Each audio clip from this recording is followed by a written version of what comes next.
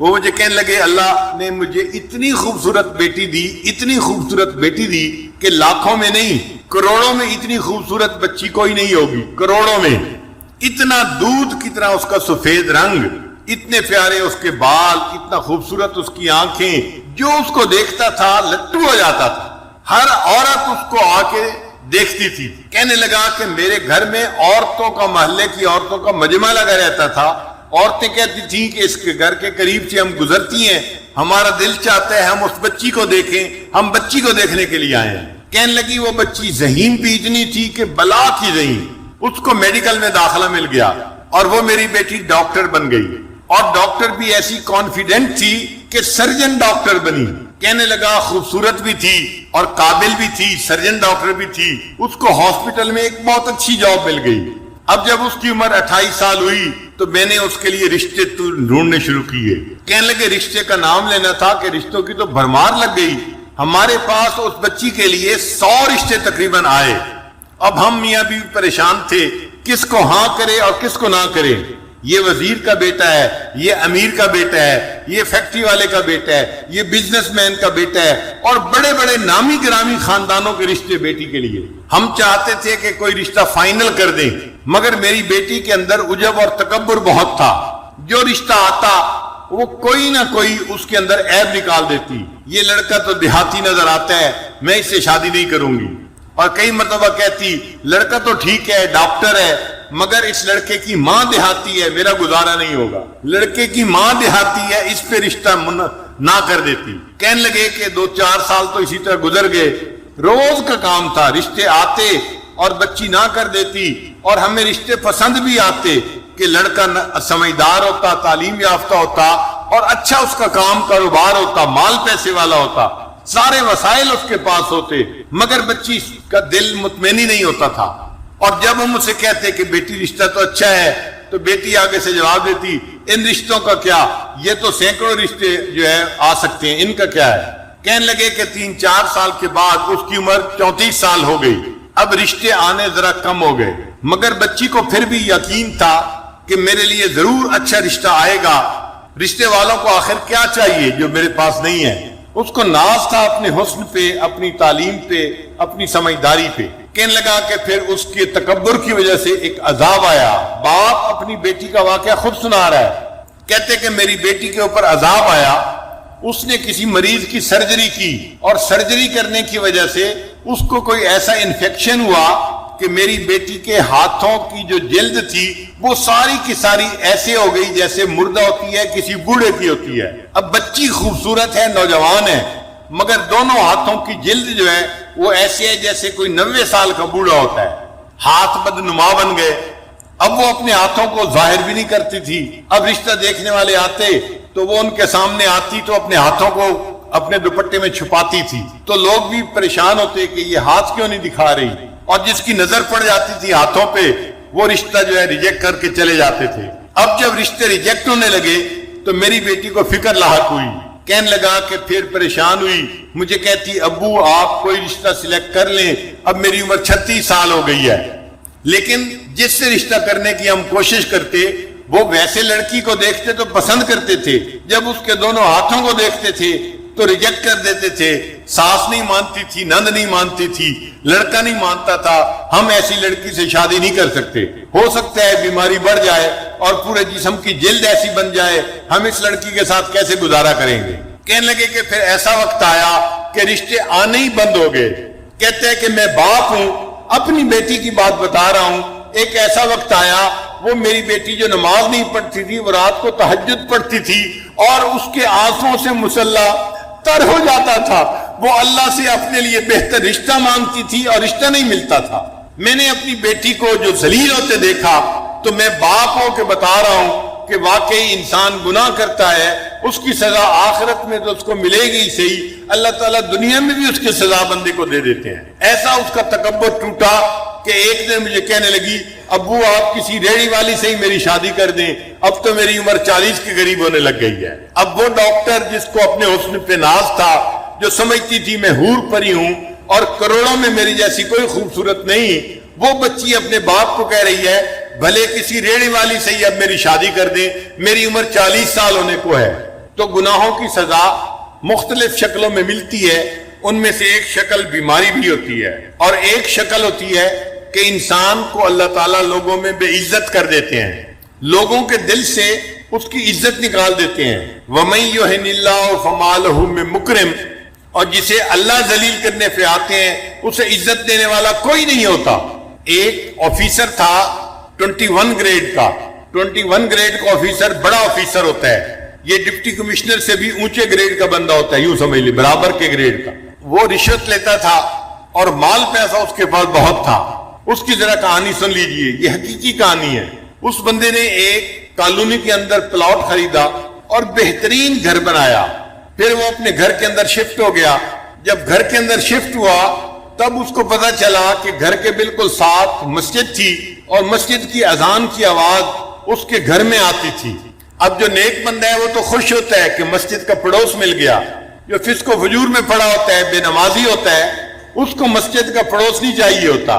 چنانچہ یہ رات کو سویا ہوا تھا، مؤذن نے فجر کی اذان دی، اس کی آنکھ کھل گئی. اب اس کو بڑا غصہ آیا کہ اس نے میری نیند خراب کر دی. صبح اٹھا تو اس نے مؤذن کو بلوایا اور مؤذن کو کہا کہ تم فجر کی اذان سپیکر پہ مت دیا کرو، میری نیند خراب ہوتی ہے. مؤذن نے جا کے محلے کے لوگوں کو بتایا. انہوں نے کہا کہ بھئی ہم تو بوڑھے ہیں، گھڑی کا ٹائم دیکھ نہیں سکتے، ہم تو اذان کی آواز سنتے ہیں فجر میں تو مسجد میں آتے ہیں. اگر آفیسر صاحب کو پرابلم ہے تو یہ اپنا گھر مسجد سے دور کہیں جا کر خرید لیں. کیوں انہوں نے قریب خریدا ہے؟ یہ جگہ بدلے، مسجد تو نہیں بدل سکتی. تم اذان کی آواز دو سپیکر پہ. تو مؤذن نے اگلے دن پھر سپیکر پہ اذان دے دی. اب اس بندے کی جب پھر نیند خراب ہوئی اس کو بڑا غصہ. میں نے مؤذن کو بلا کے کہا بھی تھا اذان کی آواز نہ دینا فجر کے وقت میں سپیکر پہ، اس نے میری بات نہیں مانی. اس نے دن میں اس مؤذن کو بلایا اور اس کو پھر اس نے ایک تھپڑ لگایا. میں نے تجھے نہیں کہا تھا؟ تجھے میری بات سمجھ نہیں آئی تھی؟ میں فارسی بول رہا تھا، تو کیوں نہیں سمجھا؟ کیوں تو نے اذان دی؟ اب مؤذن کو جو تھپڑ پڑا وہ بیچارہ تو صبر کر گیا، مگر اللہ کا نظام حرکت میں آ گیا. اب اس آفیسر کے اوپر پکڑ آئی، اور وہ پکڑ کیسی تھی کہ اس کے دونوں بازوؤں کے اوپر فالج کا اٹیک ہو گیا اور دونوں بازو اس کے یوں سینے کے اوپر لگ گئے. اب بازو لمبے بھی نہیں کر سکتا اور بازو یہاں پر ہیں اور وہ کام بھی نہیں کر سکتا. جب کام نہیں کر سکتا تو دفتر والوں نے اس کی نوکری سے چھٹی کروا دی. وہ جو رشوت کا پیسہ آ رہا تھا، ایک پائپ لائن لگی ہوئی تھی پیسے کی، وہ سب ختم ہو گئی. اب یہ گھر میں پڑ گیا. بیوی خدمت کرنے لگی مگر مزاج افسرانہ تھا، شاہانہ تھا. بیوی کھانا لاتی اس میں عیب نکالتا، گرم نہیں، نمک ایسے نہیں، فلاں ایسے نہیں، ہر چیز میں عیب. اب بیوی بھی تنگ آ گئی کہ میں سارا دن خدمت بھی کرتی ہوں اور چھوٹی چھوٹی باتوں پہ یہ اتنا غصہ بھی کرتے ہیں اور بچوں کے سامنے مجھے ڈانٹتے ہیں. ذرا ذرا سی بات پہ یہ بیوی کو گالیاں دینے لگ جاتے. 1 سال بیوی نے گزارا کیا. پھر ایک دن بیوی نے کہا کہ دیکھیں میں نے 1 سال آپ کی بیماری میں آپ کی دن رات خدمت کی ہے. میں انسان ہوں، میں تھکی ہوئی ہوتی تھی، آپ کی خدمت کو ترجیح دیتی تھی. آپ نے میری خدمت کی قدر نہیں کی. آپ نے بچوں کے سامنے مجھے گالیاں دی. میں خاندانی لڑکی ہوں، میں اتنی گری پڑی لڑکی نہیں کہ آپ مجھے بات بات پہ گالیاں دے. میں اپنے بچوں کو لے کے جا رہی ہوں، آپ جانے، آپ کا کام جانے. تو ماں نے اپنے بچوں کو لیا اور اپنے ماں باپ کے گھر چلی گئی. اب یہ اکیلا پڑا ہوا ہے، گھر میں کوئی کھانا پوچھنے والا نہیں، دینے والا نہیں. ہمسائے میں بھائی رہتا تھا. بھائی کو پتا چلا تو بھائی اس کو گھر لے کے گیا اور اس نے اپنے بھائی کو کہا کہ دیکھو اب تم میرے چھوٹے بھائی ہو، میں نے ساری عمر تمہارے ساتھ اتنا احسان کیا ہے، تم میری خدمت کرو، میں تمہارے باپ کی جگہ ہوں. تو بھائی گھر لے کے چلا گیا. اس نے اپنے بیوی بچوں کو کہا کہ میرے بھائی کی خدمت کرو، یہ بیمار ہے. مگر جو مزاج بگڑا ہوا ہوتا ہے وہ تو ہر جگہ بگڑا ہوا ہوتا ہے. اب بھائی کے گھر میں بھی اس کا حال یہی کہ بھابھی چائے لے کے آئی، یہ تو گرم نہیں ہے اور تمہیں تو سلیقہ نہیں ہے، تمہیں تو فلاں نہیں ہے. تو بھابھی اس کی باتیں کیسے برداشت کرتی؟ اس نے چند دن دیکھا. چند دن کے بعد اس نے اپنے خاوند کو کہا یا تو تم بھائی کو گھر پہ رکھ لو یا پھر مجھے گھر پہ رکھو ورنہ میں گھر سے جا رہی ہوں. اب بھائی کو اپنا گھر بھی ٹوٹتا نظر آیا. ایک دن بھائی نے آ کے اس کو سمجھایا میری بیوی آپ کی خدمت کرتی ہے، میرے بچے آپ کی خدمت کرتے ہیں، آپ ان کو کیوں ڈانٹتے ہیں، کیوں ان سے غصے ہوتے ہیں؟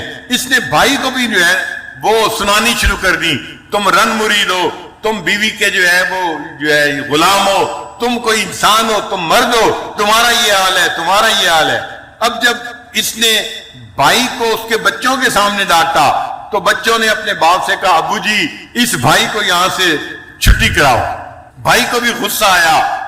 اب اگر اس فاتحہ کے معانی پہ غور کرے نا تو پھر دل گواہی دیتا ہے۔ سبحان ربک رب العزت عما یصفون وسلام علی المرسلین والحمد للہ رب العالمین۔ اللہم صلی علی سیدنا محمد وعلی آل سیدنا محمد وبارک وسلم۔ علماء نے کتابوں میں لکھا ہے کہ اللہ تعالیٰ نے اتنی آسمانی کتابیں نازل کی، ان سب میں جو کچھ آیا وہ سب کا سب اللہ نے قرآن مجید میں سمیٹ، وہ تمام معارف، وہ تمام زندگی گزارنے کے اصول جو اللہ نے اپنی ساری کتابوں میں نازل کیے ان کو قرآن میں جمع فرما دیا، اور جو کچھ پورے قرآن میں اللہ نے جمع فرمایا اس کو سورہ بقرہ میں جمع فرمایا، اور جو کچھ سورہ بقرہ میں اللہ تعالیٰ نے اتارا اس کو سورہ فاتحہ میں اتار دیا۔ سورہ فاتحہ کے کئی نام ہیں۔ فاتحۃ الکتاب یعنی باب الکتاب، کتاب کا دروازہ، کتاب کو کھولنے والی۔ انگلش میں جیسے پریفیس ہوتا ہے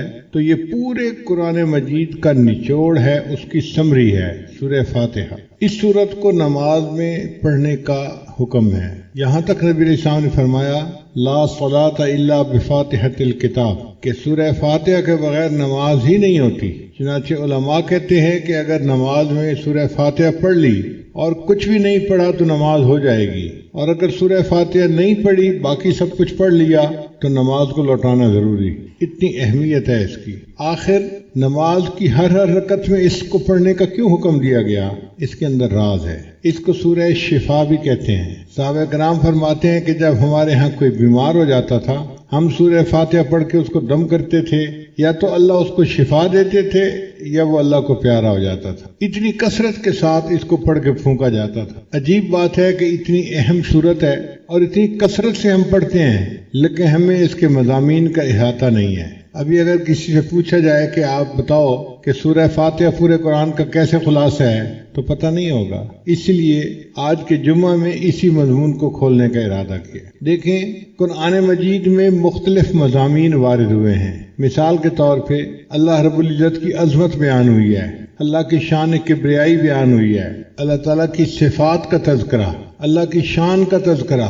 تو جہاں بھی قرآن مجید میں یہ تذکرہ ہوا اس کو الحمد نے سمیٹ لیا۔ سورہ فاتحہ کا جو پہلا لفظ ہے نا الحمد، الحمدللہ، سب تعریفیں اللہ کے لیے ہیں۔ اب ان دو لفظوں نے ان تمام مضامین کا احاطہ کر لیا جو اللہ کی عظمت، اس کی صفات، اس کی کبریائی سے متعلق ہیں۔ سچی بات یہ ہے کہ حمد کا حقدار اللہ ہی ہے۔ دنیا میں جو بندہ جس کسی کی تعریف کرتا ہے حقیقت میں وہ اللہ کی تعریف کر رہا ہوتا ہے۔ خاوند بیوی کی تعریف کرے اس نے اللہ کی تعریف کی جس نے اس کو بنایا، بیوی خاوند کے اچھے اخلاق کی تعریف کرے اس نے اللہ کی تعریف کی جس نے خاوند کو بنایا۔ ہم آسمان کی تعریف کریں، زمین کی کریں، سمندر کی کریں، درختوں کی کریں، پھولوں کی کریں، پھلوں کی کریں، وہ ان کے پیدا کرنے والے پروردگار ہی کی اصل میں تعریف ہے۔ تو تعریف اللہ تعالیٰ ہی کو سجتی ہے، اس لیے الحمدللہ ان دو لفظوں نے اللہ رب العزت کی عظمت کے مضامین کو سمیٹ لیا۔ پھر آگے رب کا لفظ ہے۔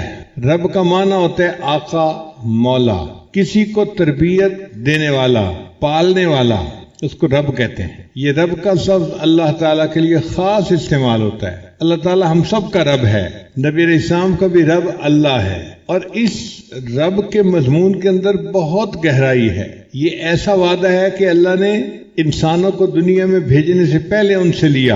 حدیث پاک میں آتا ہے کہ اللہ تعالیٰ نے عالم ارواح میں سب انسانوں کو پیدا کیا، ان کی شکلیں انسانوں والی تھیں مگر ان کے جسم چھوٹے تھے، جیسے چیونٹی چھوٹی سی ہوتی ہے اس طرح چھوٹے چھوٹے انسان تھے۔ پھر اللہ تعالیٰ نے ان سے پوچھا الستُ بربکم، کیا میں تمہارا پروردگار نہیں ہوں؟ تو نبی علیہ السلام نے سب سے پہلے جواب دیا قالوا بلا، اے اللہ آپ ہی ہمارے رب ہیں۔ پھر آپ صلی اللہ علیہ وسلم سے جواب سننے کے بعد سارے انسانوں نے اللہ کی ربوبیت کا اقرار کیا۔ اب یہ میثاق ہے، یہ ایک وعدہ ہے جو مخلوق نے اپنے اللہ سے کیا۔ تو اللہ تعالیٰ نے مخلوق کو دنیا میں بھیجا۔ اچھا میں دیکھتا ہوں کہ تم دنیا میں جا کے کس کو رب سمجھتے ہو۔ اب ہمارا سب سے بڑا امتحان جو دنیا میں ہے کہ ہم اپنا پالنے والا کس کو سمجھتے ہیں. بہت سارے لوگ سمجھتے ہیں کہ ہم کھیتی سے پل رہے ہیں، ہم فیکٹری سے پل رہے ہیں، ہم اپنی جاب سے پل رہے ہیں، ہم اپنے کاروبار سے پل رہے ہیں. یہ سب غلط ہے. پالنے والا کون ہے؟ اللہ ہے. جس طرح پہلے زمانے میں لات اور منات کی نفی کی جاتی تھی، اسی شد و مد کے ساتھ اس کی نفی کرنی چاہیے کہ ہم فیکٹری سے نہیں پل رہے، دکان سے نہیں پل رہے، کھیتی باڑی سے نہیں پل رہے، ہمیں اللہ پالنے والا ہے. آج کاروبار کی بات آتی ہے تو لوگ دین کو ایک طرف کر دیتے ہیں، اور یہ آخر کاروبار ہے، کیا کریں. ایسی بات نہیں ہے. کاروبار نہیں پال رہا، ہمیں اللہ پال رہے ہیں. کسی کو کاروبار کے ذریعے سے دے دیتے ہیں، کسی کو فیکٹری کے ذریعے سے دے دیتے ہیں، کسی کو اللہ تعالیٰ جاب کے ذریعے سے دے دیتے ہیں. یہ اسباب ہیں جو اللہ نے بنائے ہیں، دینے والا اللہ ہے. اس کی مثال آپ یوں سمجھیں کہ جیسے ایک بچہ ہوتا ہے نا، تو اس پہ تو سب عورتیں مہربان ہوتی ہیں. چھوٹا بچہ سب کو پیارا لگتا ہے، ذرا روتا ہے تو ہر عورت اس کو گود میں لینے کی کوشش کرتی ہے. مگر اس بچے کا تعلق اپنی ماں کے ساتھ خاص ہوتا ہے، اس لیے کہ ماں اس کی مربیہ ہوتی ہے، اس کی پالنے والی ہوتی ہے، اس کی ذمہ دار ہوتی ہے. اور بچہ اماں کا نام پکارتا ہے تو ماں ہل جاتی ہے، تھکی ہوئی ہو، نیند میں ہو، جو مرضی ہو، فوراً اٹھ کے بچے کی طرف بھاگتی ہے. میرا بیٹا کیوں مجھے پکار رہا ہے؟ اپنے بچے کی بات کا جواب دیتی ہے، اس کی ضرورت کو پورا کرتی ہے. اب چونکہ ہمارے رب اللہ ہے، اس لیے اللہ تعالیٰ نے ہمیں یہ بتلا دیا کہ تم نے کچھ مانگنا ہو تو مجھ سے مانگو. اس لیے قرآن مجید کی اکثر دعائیں آپ اگر دیکھیں تو رب کے لفظ سے شروع ہوتی ہیں. ربنا آتنا فی الدنیا حسنہ، ربنا لا تزغ قلوبنا بعد اذ ہدیتنا، ربنا اغفر لنا ذنوبنا واسرافنا فی امرنا. تو رب کے لفظ سے دعائیں مانگنی سکھائی گئی. کیوں؟ کہ جب بندہ یا رب یا رب یا رب کہتا ہے تو اس کی مثال ایسے ہی ہے جیسے کوئی بچہ امی امی امی کہہ رہا ہوتا ہے. اچھا یہ بتائیے کہ بچے کی ماں کا نام ہے فاطمہ، اور بچہ کہتا ہے فاطمہ فاطمہ فاطمہ، ماں کے دل میں محبت کا وہ جذبہ نہیں اٹھے گا، لیکن اماں کہنے سے ماں کا دل ہل جائے گا، میرے بیٹے نے مجھے پکارا ہے. اسی طرح ہم جب رب کہتے ہیں تو اللہ تعالیٰ کی رحمت جوش میں آ جاتی ہے. میرے بندے، تجھے پالنے کی ذمہ داری میری ہے، تو مجھے پکارتا ہے، میں تیری ضرورتوں کو پورا کر دوں گا. اب پوری زندگی ہم نے یہ یقین بنانا ہے کہ ہمارا رب اللہ ہے. اسباب سے نظر ہٹا کے مسبب الاسباب کی طرف لے جانی ہے، مخلوق سے نظر ہٹا کے اللہ کی طرف لے جانی ہے. اور وہ اللہ صرف ہمارا رب نہیں ہے، رب العالمین، وہ جہانوں کا پروردگار ہے. جتنی مخلوق ہے، جہاں بھی ہے، کہیں بھی ہے، ان سب کا رب اللہ ہے. اسی رب کا یقین بنانے کے لیے اہل اللہ کی صحبت اختیار کی جاتی ہے، اور اسی کے لیے جماعت میں نکلا جاتا ہے. دعوت و تبلیغ میں نکل کے کون سا یقین بناتے ہیں؟ اللہ کے رب ہونے کا یقین بنانا ہوتا ہے، کہ یہ یقین دل میں بیٹھ جائے اور بندہ اللہ کو اپنا رب سمجھنے لگ جائے. اور اگر زندگی میں یہ یقین بن گیا تو آپ دیکھیے کہ مرنے کے بعد سب سے پہلے یہی سوال پوچھا جائے گا. حدیث پاک میں آتا ہے کہ جب مردے کو دفن کیا جاتا ہے تو قبر میں دو فرشتے اس سے سوال پوچھنے آتے ہیں. وہ کون سا سوال پوچھتے ہیں؟ من ربکم، تمہارا رب کون ہے؟ بھئی بتاؤ تم نے دنیا میں کیا یقین بنایا، کیا سیکھ کے آئے، دنیا میں کیا سبق پڑھ کے آئے. من ربکم، تمہارا رب کون ہے؟ اب جس نے یقین نہیں بنایا ہوگا وہ کہے گا ہے ہاتھ اللہ ادری، مجھے نہیں پتا میرا رب کون ہے. اور جس نے دین پر محنت کی ہوگی اور اپنے رب کے ساتھ یقین کو مضبوط کیا ہوگا وہ کہے گا اللہ میرا رب ہے، تو وہ کامیاب ہو جائے گا. پھر قیامت کے دن بھی ہمیں اپنے رب کے سامنے کھڑا ہونا پڑے گا. یوم یقوم الناس لرب العالمین. قیامت کے دن ہم کس کے سامنے کھڑے ہوں گے؟ اپنے رب کے سامنے کھڑے ہوں گے. اور جنت میں جائیں گے تو اللہ ہمیں لے جائے گا. وسیق الذین اتقوا ربهم الی الجنۃ زمرا. دیکھیں جو متقی لوگ ہوں گے ان کو رب جنت میں لے کے جائے گا. ہر جگہ پر رب کا تذکرہ، رب کا تذکرہ. آپ قرآن مجید پڑھیں، آپ کو ہر صفحے پہ، ہر دوسرے صفحے پہ، ہر دوسری چوتھی آیت کے بعد رب کا لفظ ملے گا. اتنا کثرت سے یہ لفظ استعمال ہوا ہے. تو الحمدللہ نے اللہ تعالیٰ کی عظمت اور کبریائی کے مضمون کو سمیٹ لیا، اور رب کے لفظ نے اللہ تعالیٰ کی ربوبیت کے مضمون کو سمیٹ لیا. اچھا، یہ رب کا لفظ مخلوق کے لیے بھی استعمال کر لیا جاتا ہے آقا مولا کے نام پہ. جیسے حضرت یوسف علیہ السلام نے فرمایا تھا وَاذْكُرْنِي عِنْدَ رَبِّكَ، اپنے آقا کے سامنے میرا بھی تذکرہ کرنا. اور ایک مرتبہ فرمایا اِنَّهُ رَبِّي أَحْسَنَ مَثْوَايَ. یہاں ربی کا لفظ جو انہوں نے کہا تو یہ مخلوق کے لیے تھا، تو سوال پیدا ہوتا ہے کہ یہ رب مخلوق کے لیے کیوں استعمال کیا؟ تو علماء نے جواب دیا ہے کہ سمجھانے کے طور پر، چونکہ ماں باپ بچے کو پالتے ہیں اس لیے ان کو کہا کہ یہ مربی ہیں، کما ربیانی صغیرہ، اصل پالنے والا اللہ ہے، لیکن چونکہ یہ ظاہری سبب بن رہے ہیں ان کے لیے بھی لفظ استعمال کر دیا گیا۔ اب اللہ کی جو ربوبیت ہے وہ راحمانہ بھی ہو سکتی ہے، قاہرانہ بھی ہو سکتی ہے۔ بچے کو پیار سے بھی پالا جا سکتا ہے اور مار کے بھی پالا جا سکتا ہے، بچہ بڑا بن جائے گا۔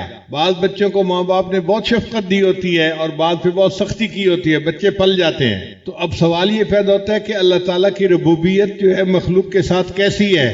آگے فرما دیا الرحمن الرحیم، وہ رحمت کی ربوبیت ہے، اللہ مہربان ہے اپنی مخلوق کے اوپر۔ الرحمن اور الرحیم اس کے 4 نقطے ہیں۔ رحمان کہتے ہیں وہ ذات کہ جس کی رحمت دنیا میں عام ہو سب کے اوپر، اور رحیم کہتے ہیں کہ جس کی رحمت ایمان والوں کے لیے آخرت میں خاص ہو۔ دوسرا نقطہ، رحمان کہتے ہیں اس کو جو ہر چیز دیتا ہو چھوٹی بڑی، اور رحیم کہتے ہیں کہ جو بڑی بڑی چیزیں بھی بندوں کو دیتا ہو۔ پھر رحمان کہتے ہیں جو اپنے اور پرائے سب کو دیتا ہو، اور رحیم کہتے ہیں کہ جو اپنوں کے لیے خاص مہربان ہو۔ تو رحمان اور رحیم کے اپنے اپنے انداز ہیں۔ وَكَانَ بِالْمُؤْمِنِينَ رَحِيمًا، اور اللہ تعالیٰ ایمان والوں کے لیے خاص رحمان رحیم ہوگا قیامت کے دن۔ اور ایک چوتھا فرق یہ ہے کہ رحمان کا لفظ اللہ کے لیے استعمال ہوتا ہے، مخلوق کے لیے استعمال نہیں ہو سکتا۔ رحیم کا لفظ اللہ کے لیے بھی استعمال ہو سکتا ہے، مخلوق کے لیے بھی استعمال ہو سکتا ہے۔ اس لیے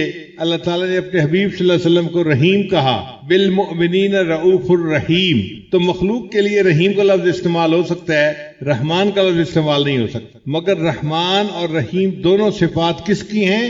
اللہ رب العزت کی ہیں۔ تو اللہ کی عظمت و کبریائی کے مضمون کو الحمدللہ نے سمیٹا۔ اللہ تعالیٰ کی جو ربوبیت کا مسئلہ ہے اس کو رب کے لفظ نے سمیٹ لیا، اور اللہ تعالیٰ کی جو صفات ہیں رحمت کی ان کو الرحمن الرحیم نے سمیٹ لیا۔ پھر قرآن مجید میں قیامت کے دن کا تذکرہ ہوگا تو فرمایا مالک یوم الدین، اللہ تعالیٰ قیامت کے دن کا مالک ہے۔ ایک ہوتا ہے منصف، انصاف کرنے والا جج، وہ جج قانون کا پابند ہوتا ہے، کسی کی فیور کرنا چاہے فیور نہیں کر سکتا۔ اور جی میں قانون کا پابند تھا، میری مجبوری تھی، مجھے تو فیصلہ قانون کے مطابق کرنا تھا۔ لیکن جو مالک ہوتا ہے اس کا اختیار ہوتا ہے، وہ جس کو بخشنا چاہے بخش دے، جس کو معاف کرنا چاہے معاف کر دے۔ تو اللہ تعالیٰ قیامت کے دن کے مالک ہوں گے، جس کو اللہ تعالیٰ معاف کرنا چاہیں گے اللہ اس کو معاف کر دیں گے، کوئی پوچھنے والا نہیں ہوگا کہ جی آپ نے اس کو معاف کیوں کر دیا۔ وہ رب ہے، وہ پروردگار ہے۔ اور اللہ تعالیٰ جو قیامت کے دن کے مالک ہوں گے تو اس کے لیے عجیب، سب مخلوق کو موت آ جائے گی جب سور پھونکا جائے گا، انسان، حیوان، چرند پرند، جن، سب کچھ مر جائے گا، صرف سور بچے گا اور حضرت اسرافیل علیہ السلام بچیں گے۔ اسرافیل علیہ السلام سور پھونک رہے ہوں گے، ساری مخلوق مر جائے گی۔ پھر ایک وقت آئے گا کہ اللہ تعالیٰ اسرافیل علیہ السلام کو بھی موت دے دیں گے اور سور کو بھی توڑ دیا جائے گا۔ اس وقت مخلوق میں سے کوئی دنیا میں نہیں ہوگا۔ جب کوئی نہیں ہوگا اللہ تعالیٰ فرمائیں گے لمن الملک اليوم، آج کس کی بادشاہی ہے؟ کوئی جواب دینے والا نہیں ہوگا۔ پھر اللہ خود فرمائیں گے للہ الواحد القہار، ایک اللہ قہار کی بادشاہی ہے۔ پھر قیامت کا دن ہوگا اور اللہ تعالیٰ اس دن کے بادشاہ ہوں گے، مالک ہوں گے۔ تو قیامت کے مضمون کو اس مالک یوم الدین نے سمیٹ لیا۔ پھر اس کے بعد قرآن مجید میں اللہ کی عبادت کے تذکرے ہیں، ایاک نعبد، ان دو لفظوں نے اس مضمون کو سمیٹ لیا۔ اے اللہ ہم آپ ہی کی عبادت کرتے ہیں۔ بندے کے لیے سب سے بڑا مقام ابدیت ہے، ولایت سے بھی اونچا، نبوت سے بھی اونچا، رسالت سے بھی اونچا مقام کس کا ہے؟ ابدیت کا ہے۔ اس لیے اللہ نے اپنے پیارے حبیب صلی اللہ علیہ وسلم کے لیے عبد کے لفظ کو استعمال کیا، سبحان الذی اسرا بعبدہ لیلا من المسجد الحرام الی المسجد الاقصی، عبد کا لفظ استعمال کیا گیا۔ حضرت عیسیٰ علیہ السلام کی پیدائش ہوئی تو انہوں نے اپنے لیے عبد کا لفظ استعمال کیا۔ جب ان کی والدہ بیوی مریم ان کو لے کر آئی اپنی قوم کی طرف تو قوم حیران ہو گئی، یا مریم لقد جئت شیئا فریا، اے مریم تو یہ طوفان چیز کیا لے کے آ گئی، تو تو غیر شادی شدہ ہے، تیرے ہاں بیٹا کیسا ہو گیا؟ فاشارت الیہ، تو بیوی مریم نے قوم کو کہا کہ اسی بچے سے پوچھو، میرا سر نہ کھاؤ۔ قالو، کہنے لگے کیف نکلم من کان فی المہد صبیا، وہ بچہ جو گود میں ہے چند گھنٹے پہلے پیدا ہوا، یہ کیسے بول سکتا ہے؟ اس وقت اللہ رب العزت نے حضرت عیسیٰ علیہ السلام کو حکم دیا کہ اے میرے پیارے عیسیٰ علیہ السلام آپ بولیے اور اپنی والدہ کی پاک دامنی کی گواہی دیجیے۔ تو حضرت عیسیٰ علیہ السلام نے کلام شروع کیا، قال انی عبد اللہ، میں اللہ کا بندہ ہوں، آتانی الکتاب وجعلنی نبیا، مجھے اللہ نے کتاب دی ہے اور نبی بنا کر بھیجا ہے۔ تو دیکھو حضرت عیسیٰ علیہ السلام نے بھی عبدیت کا اظہار کیا۔ تو بندے کے لیے عبدیت سب سے اونچا مقام ہے، اس لیے جب بھی ہم مانگیں اللہ سے تو اللہ کی بندگی مانگے، اے اللہ ہمیں اپنا بندہ بنا لیجئے۔ ہمارے لیے سب سے بڑا اعزاز یہ ہے ہم آپ کے بندے بن جائیں۔ حضرت علی اللہ عنہ فرمایا کرتے تھے، اے اللہ میرے لیے یہی عزت کافی ہے کہ تو میرا پروردگار ہے، میرے لیے یہی عزت کافی ہے کہ تو میرا پروردگار ہے، اور میرے لیے یہی فخر کافی ہے کہ میں تیرا بندہ ہوں۔ اے اللہ ہم آپ کے بندے ہیں، ہمارے لیے اس سے بڑے فخر کی بات کیا ہو سکتی ہے؟ تو ایاک نعبد نے عبدیت کے مضمون کو سمیٹ لیا، و ایاک نستعین، اور اے اللہ ہم آپ ہی سے مدد مانگتے ہیں، چونکہ آپ کی عبادت کرتے ہیں، آپ ہی ہمارے مددگار ہیں، آپ ہی مشکل کشا ہیں، آپ ہی حاجت روا ہیں۔ تو اللہ تعالیٰ کو مشکل کشا مانا، حاجت روا مانا، اور اللہ ہی سے مدد مانگی۔ اب مدد جب انسان مانگتا ہے تو بہت ساری چیزیں مانگتا ہے، مگر ان میں سب سے اہم چیز پہلے مانگتا ہے۔ ہمارے لیے دنیا میں سب سے اہم چیز کیا تھی؟ اہدنا الصراط المستقیم، اے اللہ ہمیں سیدھے رستے کی رہنمائی فرما دیجیے۔ سیدھے رستے کی رہنمائی مل جانا، ہدایت کا مل جانا، یہ بندے کی سب سے بڑی ضرورت ہے۔ اب اہدنا الصراط المستقیم نے ان پورے مضامین کو سمیٹ لیا جن میں اللہ تعالیٰ نے بندے کو ہدایت کے بارے میں فرمایا ہے۔ پھر فرمایا کہ اب یہ جو ہم نے ہدایت کا راستہ مانگا ہے، اس راستے کی خوبیاں کیا ہیں؟ آسان طریقہ تھا، آگے کہہ دیا جاتا صراط القرآن والحدیث، کہ قرآن اور حدیث کے راستے پہ چلا دے۔ اللہ نے فرمایا نہیں، صراط الذین انعمت علیہم، ان لوگوں کا راستہ جن پر تیرا انعام ہوا، اللہ جو تیرے بندے انعام یافتہ تھے، ہمیں ان کے راستے پہ چلا دیجیے۔ اب اللہ کے انعام یافتہ بندے کون تھے؟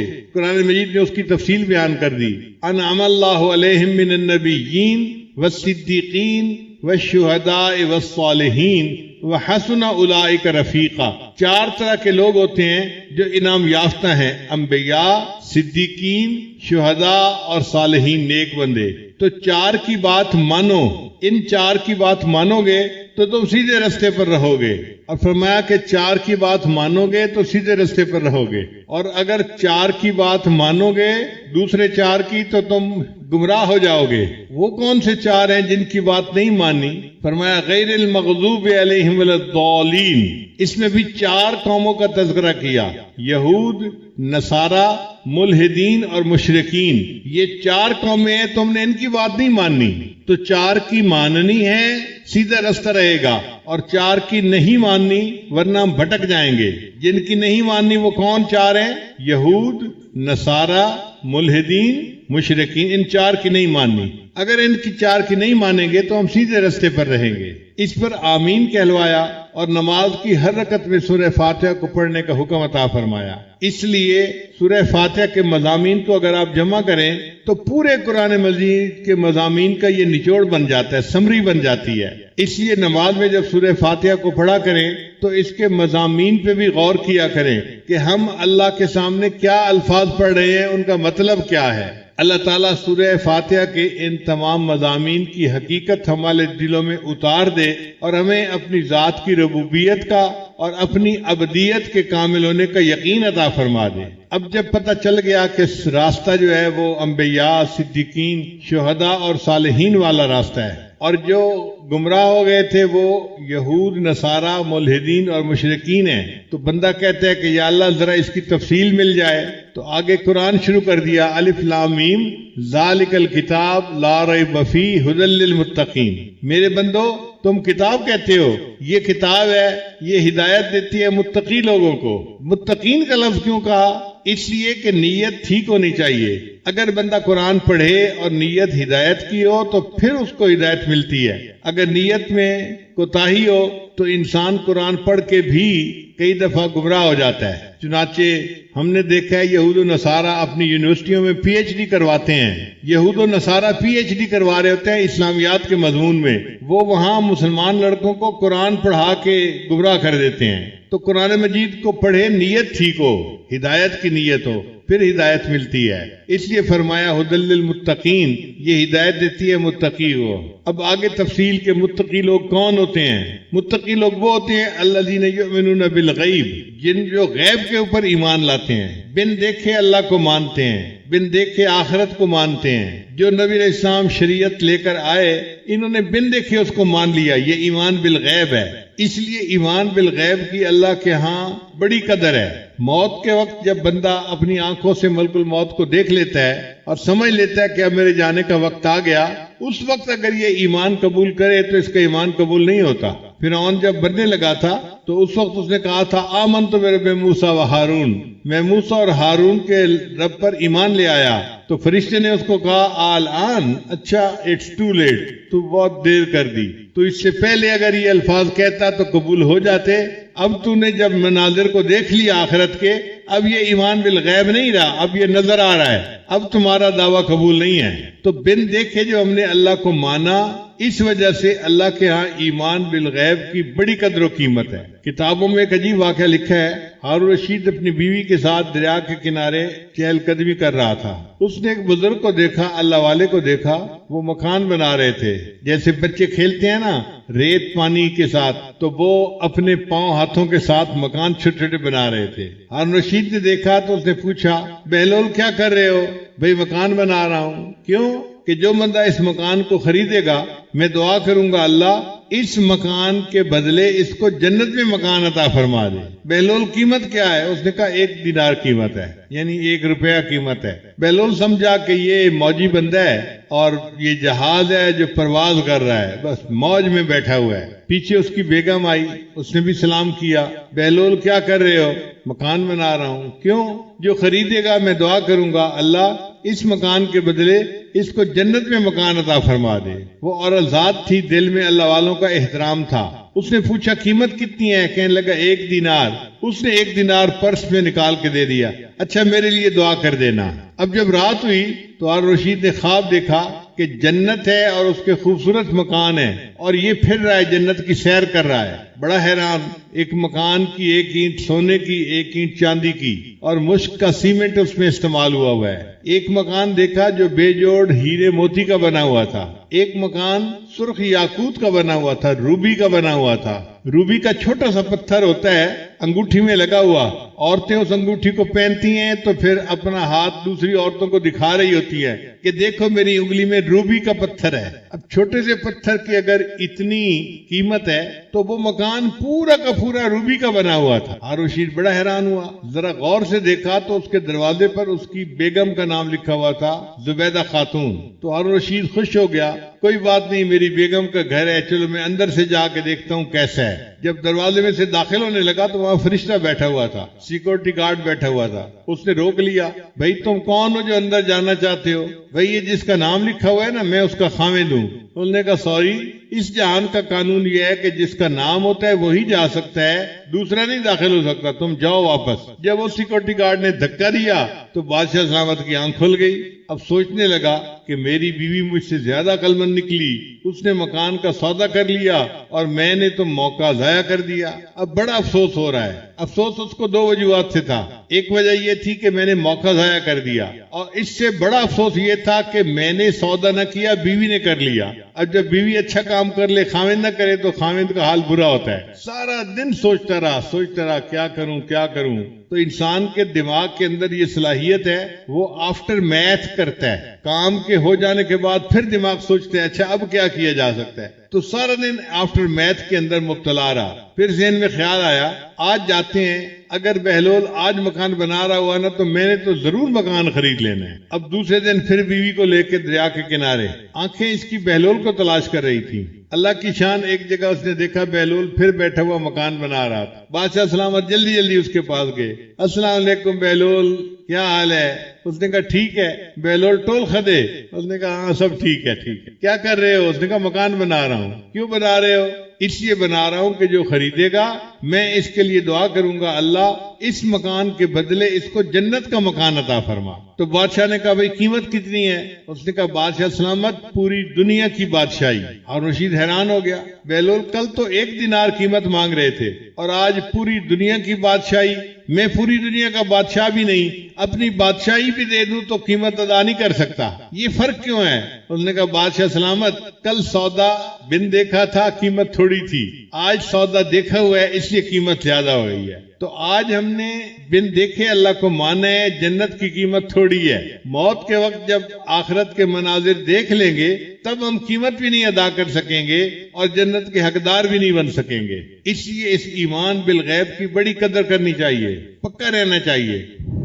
کہتے ہیں کہ حضرت یوسف علیہ السلام کے زمانے میں 7 سال بڑی اچھی فصل ہوئی، پانی دے 7 سال بڑی اچھی فصل ہوئی۔ تو یوسف علیہ السلام نے گندم کو گوڈاؤن کے اندر محفوظ کر لیا۔ پھر اس کے بعد 7 سال قحط کے آئے۔ ان قحط کے سالوں میں بالکل بارش نہیں ہوئی تھی اور لوگوں کے پاس کھانے کے لیے گندم نہیں تھی۔ تو لوگ حضرت یوسف علیہ السلام کے پاس آتے تھے کہ حضرت ہمیں گندم چاہیے۔ انہوں نے قانون بنا دیا تھا جتنے گھر کے بندے ہوں ان کو ایک بندے کے حساب سے 1 بوری سال کی دی جائے گی اور اتنی قیمت لی جائے گی۔ اور اپنے بندوں کو بتا دیا بھئی جو آئے پہلے پوچھنا کتنے بندے گھر کے ہیں، اتنی بوریاں دے دینا اور اتنی قیمت لے لینا۔ دن رات لوگ آتے تھے اور گندم لے کے جاتے تھے، آتے تھے گندم لے کے جاتے تھے۔ اللہ تعالیٰ کی شان دیکھیں، ایک لڑکا آیا جو 12-13 سال کی عمر کا تھا، اس نے آگے کہا بھئی گندم چاہیے۔ لوگوں نے پوچھا بھئی گھر کے بندے کتنے ہیں؟ اس نے کہا جی 10 ہیں۔ ان کا ٹھیک ہے 10 بوریوں کی قیمت دے دو، ہم گندم دے دیتے ہیں۔ اس نے 10 بوریوں کی قیمت تو دے دی،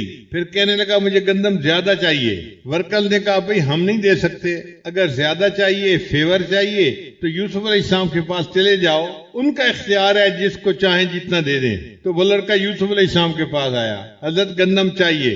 بھئی لوگوں نے آپ کو گندم نہیں دی؟ جی دی ہے، مجھے زیادہ چاہیے۔ چلو بھئی 10 بوریاں انہوں نے دی ہیں، 10 بوریاں میں دے دیتا ہوں، آپ جا کے 20 بوریاں لے جاؤ۔ اس نے کہا نہیں حضرت مجھے اور زیادہ چاہیے۔ یوسف علیہ السلام بڑے حیران، بھئی 10 بوری گندم انہوں نے بھی دے دی، 10 بوری گندم میں نے ایکسٹرا دے دی، تمہارا جی نہیں بھر رہا اور مانگ رہے ہو؟ اس نے کہا کہ حضرت اگر آپ کو پتہ چل جائے نا کہ میں کون ہوں تو آپ مجھے بہت زیادہ گندم دیں۔ تو حضرت یوسف علیہ السلام نے پوچھا اچھا بتاؤ تم کون ہو؟ اس نے کہا کہ حضرت جب زلیخا نے آپ کے اوپر بہتان لگایا تھا تو جس چھوٹے بچے نے، دودھ پیتے بچے نے آپ کی پاک دامنی کی گواہی دی تھی وہ بچہ میں ہوں، اب بڑا ہو کے جوان ہو گیا ہوں۔ اب حضرت یوسف علیہ السلام نے جب یہ بات سنی تو اس بچے پہ اتنا پیار آیا، اتنا پیار آیا، اس کو قریب بلایا، اس کے ماتھے کو بوسہ دیا، اس کو سینے سے لگایا اور کہا کہ اچھا تو نے میری گواہی دی تھی؟ اس نے کہا جی۔ لوگوں کو کہا اچھا بھائی اس کو 100 بوری زیادہ دے دو۔ کہاں اس کو 20 بوری مل رہی تھی اور کہاں اس کو 120 مل گئی۔ اب 120 بوری لے جانے کے لیے تو اس کے پاس سواری بھی نہیں تھی، تو لوگوں کو حکم دیا یہ 120 بوری اس کو گھر پہنچا کے آؤ۔ پنجابی میں کہتے ہیں لد بھی دے لدیندڑ بھی دے۔ تو حضرت یوسف علیہ السلام نے گندم بھی دے دی اور گندم لے جانے والے جانور بھی انتظام کر دیا۔ اب وہ بندہ ماشاءاللہ جس کو 10 بوری لے جانی تھی وہ 120 بوری لے کے جا رہا ہے، بڑا شان سے چلتا ہوا جا رہا ہے، خوش تھا، پاؤں زمین پہ نہیں ٹک رہے تھے۔ جب وہ چلا گیا تو اللہ تعالیٰ نے یوسف علیہ السلام کو وحی نازل فرمائی، اے میرے پیارے پیغمبر علیہ السلام آپ نے اس بچے کو بڑا پروٹوکول دیا اور بڑی شان سے اس کو بھیجا۔ تو یوسف علیہ السلام نے کہا یا اللہ یہ وہ نوجوان ہے جس نے میری پاک دامنی کی گواہی دی تھی، آج جب یہ میرے پاس آیا ہے تو میرا دل چاہا کہ میں جتنا دے سکتا ہوں میں اس کو اتنا دے دوں۔ اللہ تعالیٰ نے فرمایا یوسف علیہ السلام پھر آپ اس بات پہ گواہ رہنا جس نے آپ کی پاک دامنی کی گواہی دی آپ نے اس کو اتنا دیا جو آپ دے سکتے تھے، تو میں پروردگار بھی کہتا ہوں کہ جس بندے نے دنیا میں میری وحدانیت کی گواہی دی جب وہ قیامت کے دن میرے پاس آئے گا میں اس کو وہ دوں گا جو میری شان کے مطابق ہوگا۔ تو یہ جو ایمان بالغیب ہے یہ اللہ کی بڑی نعمت ہے، ہمارا سرمایہ ہے۔ اس دجالی فتنے کے دور میں اپنے ایمان کی بڑی فکر رکھنی چاہیے، اس کی حفاظت کی اللہ تعالیٰ سے دعائیں مانگنی چاہیے۔ نبی صاحب نے ارشاد فرمایا کہ دجالی فتنے کے دور میں ایسا وقت آئے گا ایک بندہ صبح اٹھے گا ایمان والا ہوگا، شام سونے کے لیے بستر پہ جائے گا ایمان سے خالی ہوگا۔ تو جب ایمان اس طرح ضائع ہونے والا ہوگا اس